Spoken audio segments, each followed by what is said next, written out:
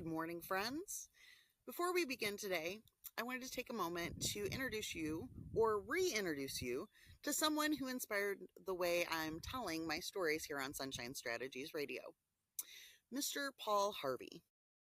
Now, if you grew up in the Midwest like I did and still live here, you probably remember his voice.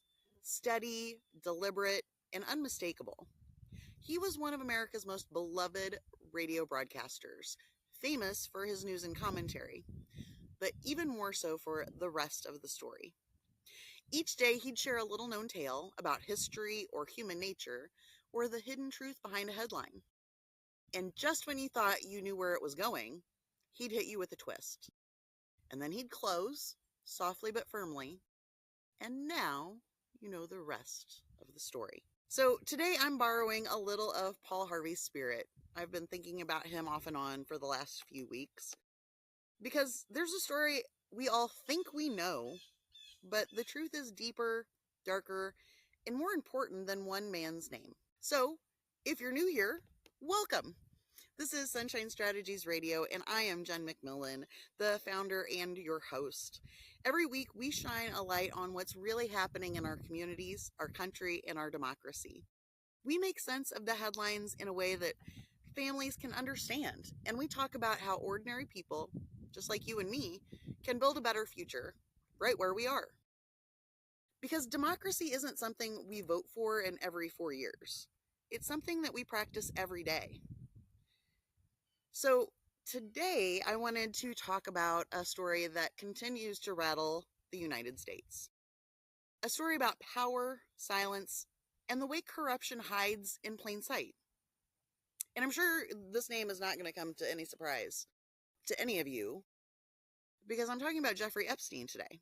But I don't think this is just about one man, because the rest of the story is about us. Once upon a time, there was a boy from Brooklyn. His father worked for the Parks Department. He didn't graduate from college, but he did have a way of making people trust him. Soon, he was teaching at an elite private school in Manhattan. Then, he was working on Wall Street. Then he was managing money for the wealthy. Then, he wasn't just managing their money. He was managing their secrets. He bought a mansion. He bought an island. He bought a jet and filled it with guests. Guests with last names I think you might know. Presidents, princes, tech billionaires, scientists, and CEOs. And in the shadows of his glittering world, there were children. Trafficked, silenced, broken. Now, this is where the story should have ended, right? One man caught. One man punished, but it didn't end. He struck deals with prosecutors, got sweetheart sentencing, and returned to luxury living. Until finally, in 2019, the law caught up with him. He was arrested, jailed, and just weeks later, found dead in his cell. Cameras? They malfunctioned. The guards, they fell asleep. And with that, the names, the evidence, the who else of it all slipped into a fog. And now you know the rest of that story. Except do we? Because the rest of the story just isn't about Except, do we?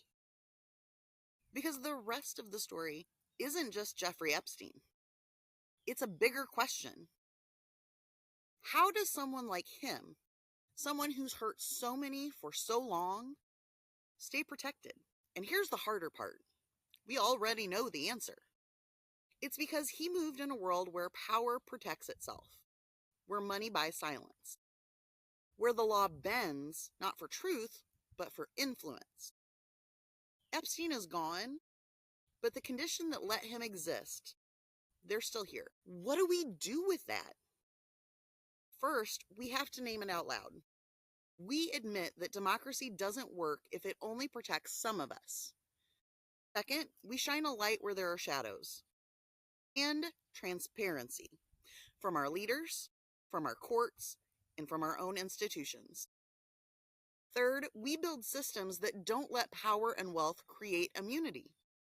That means fighting corruption, and that means accountability, no matter how big your bank account or your title may be. You see, fixing democracy isn't just about elections or political parties. It's about rebuilding trust. It's about proving that the promise carved into our courthouses, equal justice under law, actually means something. Because if we don't, then the next Epstein is already out there. So today, here's what you can do right now. Pay attention to your local justice system. Who's running for prosecutor or for judge? Are they independent, or are they backed by the same entrenched money that has caused problems in the past? Ask them questions. Support investigative journalism. The Epstein case only cracked open because reporters refused to let it go. Find those trusted news sources. I listen to a wide variety, including Up First from NPR and Will Westmoreland from the Back 40. But we've got to support those journalists. Read, listen, and support us monetarily when you can. And the next thing you can do, talk about it. Don't let cynicism become the excuse for silence. Corruption thrives when we say, that's just how it is. And finally, demand better from your government, from your institutions, from your community, and your politicians. We can't undo what happened to the girls that were affected by Jeffrey Epstein. But we can make sure their story forces us to act. Because democracy is only as strong as the courage of its people. And now you know what comes next is up to us.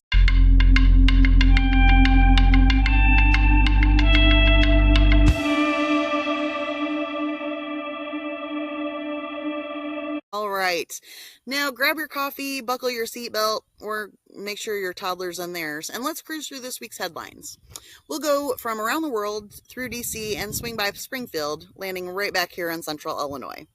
Let's go. First stop, global news. Things are relatively calm in the big world capitals, which is kind of like saying your toddler is quiet in the next room. A little suspicious, maybe. In Southeast Asia, shifting alliances and some economic jitters have leaders on edge, while the UN is sounding the alarm on record-breaking heat waves affecting millions. Now, you might be thinking, I'm just trying to keep the electric bill paid. Why do I care about this?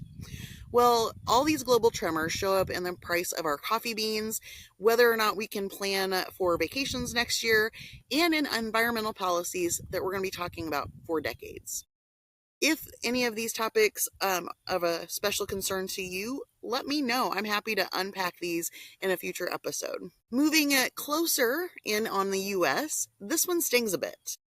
As we talked about last episode, Congress just pulled $1 billion in federal support for public media.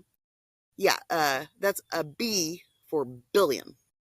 So what does that mean?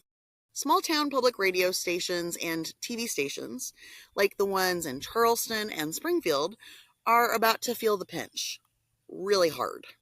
Some of them rely on that funding for up to 70% of their budgets. So think fewer kids programming, fewer local news segments, and a whole lot more on-air fundraising drives with sad music playing in the background. If you're like me and grew up on PBS Kids, Mr. Rogers, or NPR, this story is worth keeping an eye on. We might have to rally up for our local news stations, or at least stock up on some coffee mugs from all those pledge drives. Here in Illinois, 2 stories have gotten my attention here this week. First, a tragic police chase in Wood River on July 3rd ended with 2 lives lost. A lawsuit in Madison County now claims officers pursued too aggressively over minor infractions. It's sparking yet another round of hard conversation about accountability and public safety. And then there's the housing crisis that is ongoing here in central Illinois. Here's the blunt truth. To afford a basic 2-bedroom apartment in Illinois, you now have to make almost $30 an hour. That's more than double the minimum wage here in Illinois. About 7 out of 10 renter households are severely cost burdened, which is just a polite way of saying working families are being squeezed like never before. So, not light news here in Illinois, but important the same. And here in just central Illinois, it has been very busy this week. First, health alert. The Illinois Department of Public Health just added 180 more zip codes, including Sangamon and Macoupin counties, to the high-risk lead exposure list. That means mandatory lead testing for kids at 12 and 24 months will soon be the norm. And yes, they're rolling that out with home inspections and family education programs. So at least there's not just here's the bad news and good luck. On the brighter side, there are some really great things happening for families. If you have ever heard of the organization Birth to Five, they are expanding early childhood resources in Morgan, Cass, Pike, Brown, Adams, and Scott counties. They're connecting families with screenings, childcare support, and local services. And a shout out for our Jacksonville families. They are getting a new rural autism clinic this fall, bringing speech therapy, behavioral analysis, and educational help to families who've been driving hours for care. They even have gotten a ribbon cutting and a hiring fair next week. So, hey, some jobs opening. And just for fun, Illinois College is launching a women's flag football team. Coach Mark Grounds will lead the Lady Blues, and they'll start competing in spring 2026. I'm just saying, I might have to dust off my sneakers for this one. I haven't played in years. So, yes, we've got some challenges, but we've also got neighbors stepping up for one another. And that's really the heart of Central Illinois right there. Meanwhile, in education news, McMurray College archives have been dug into by the sociologists looking at how the model minority myth of Japanese Americans started during World War II. Turns out a lot of young Japanese American women framed their education around serving the greater good, which unfortunately got twisted into stereotypes that still exist today. A powerful reminder that history isn't just old stuff, it's living with us, shaping culture even now. And then over in Macomb at Western Illinois University, they are struggling. Western Illinois has always held a special place in my heart. I had a friend over there that meant a lot to me. And it's very sad for me to report that enrollment has dropped almost 50% since 2010, which means fewer students, fewer businesses staying open, and smaller budgets for the schools and infrastructure there. When a college town shrinks, like we've talked about Lincoln College in the past, it doesn't just lose students, it loses lifeblood. It's a sobering trend for rural communities across the state. And I think we're going to have to wrap it up with some fun happenings coming up soon. Taylorville, if you are nearby Christian County, they're holding a community health and resource fair on July 30th. There's going to be free health services and resources for family. And I know a lot of communities are doing back to school events like this. So check your local events calendar and see what's happening close to you. And I think that is our weekly wrap up for what's happening around the globe, the country, and here in our own backyard. From international heat waves to local football dreams, it all connects back to how we live, work, and care for one another here in Central Illinois. So stay curious, stay kind, and never forget, community isn't something we have, it's something we do. Again, my name is Jen McMillan, and this has been Sunshine Strategies Radio. Thank you for spending a few minutes with me today, and I'll see you next time.